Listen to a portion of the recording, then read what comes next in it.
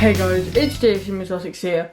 In today's video, I will be doing a review on the Swell Reptiles heat cable that Swell Reptiles kindly sent me to do a review on.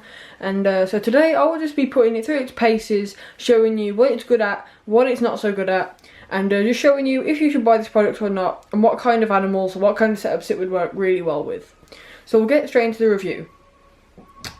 Okay, so this is how it will come in the box. I have already opened this, which is why there's no seals on it. There was actually a seal just on the bottom there, but I've took that off now. And the first thing I'm going to do is just tell you a little bit about what is on the box. So on the front here, it's just got your lengths and your wattages. Now it comes in 4, 5, 7 and 9 meters, and obviously the longer the cable, the higher the wattage. The 5 meters to 25 watt, which is what I've got. And then we'll get onto the back. So here it says, allocate heat to specific parts of your terrarium, can be used outside or inside the enclosure, with the ability to safely wrap around existing plants and decor. Added 2 meters of flex allows easy installation and can be used for incubators or placed on racks to warm lizard or snake hatchlings. So what this basically saying is that this isn't going to be your primary source of heat. Well, for most setups. It does say that it can be used in a rack, and I will get onto how that would be used later on. But basically this would be used as a bit of an additional heat wrapped around some twigs or something, or on a perch, just to add a little bit more heat to an area. So now I'm just going to take it out of the box and show you what it looks like, so you can get an idea for how it comes. So if I just pull this out, move the box out of the way, it is essentially a really long cable with a plug on one end, and then if I just unravel this for you, there you go, about 2 meters up from the plug it will come to this. And basically what this is, and this is just where this side is where it goes to the plug, and this bit of cable will not be heated, and anything from this little grey ball or grey little block onwards will then start to heat up. So from this ball onwards, for the next 5 meters, this is where it will be heated. And now if you just take this all the way up for 5 meters like this,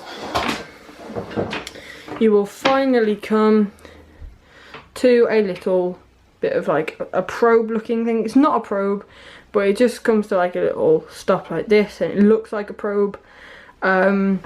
And yeah, that's what it really looks like. So now I'm going to be getting into a few applications of it, and I'll be doing a couple of heat tests on it, showing you how it works and how effective it is. So we'll get straight into that now. Okay, so the first kind of test I'm going to do is a temperature test.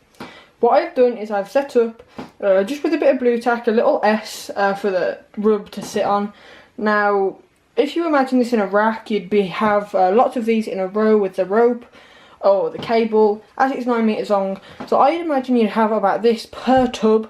So I'm just going to leave this on now, unstatted. It is connected down there.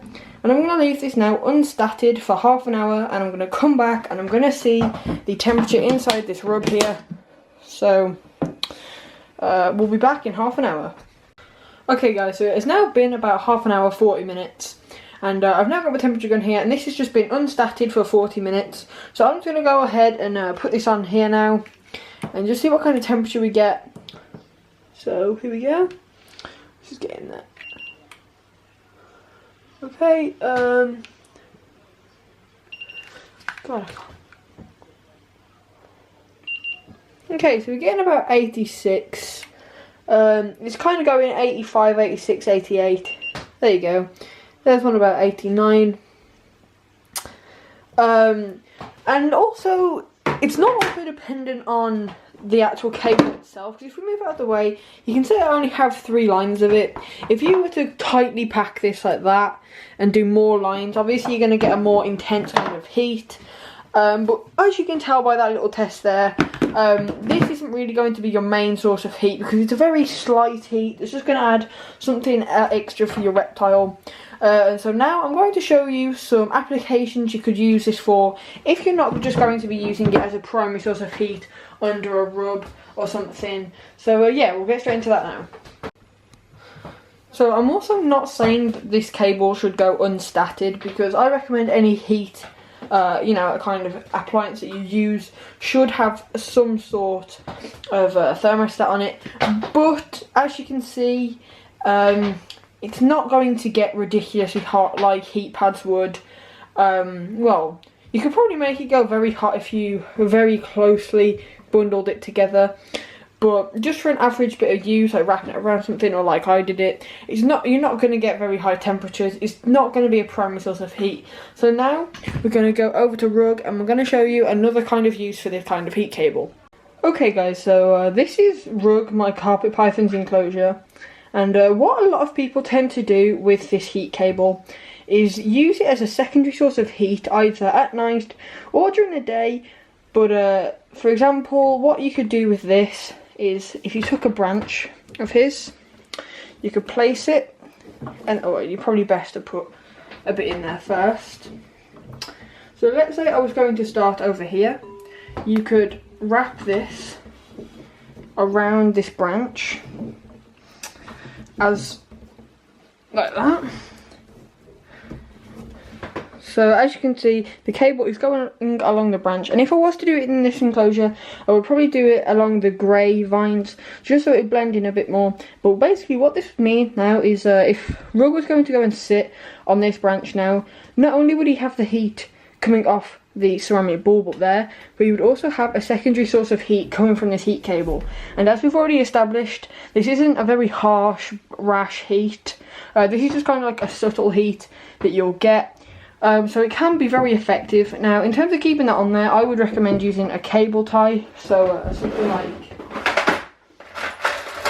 yeah, something like one of these that just ties around, and then you could wrap it around that and keep it on. Or additionally, you could use something like this, which the cable would fit into, like that. And then you'd hammer that into something, and that would keep it in place either along a wall or on the floor. So they can be used in many different ways, but those are the main ways I've seen them used. You know, when I have seen them used, because they're not the most popular form of heating, but they do have their pros. So that's the different ways you can use them. I hope you've enjoyed this video. If you have, please leave a like and subscribe, and I'll see you all in the next video with JFCMexotics.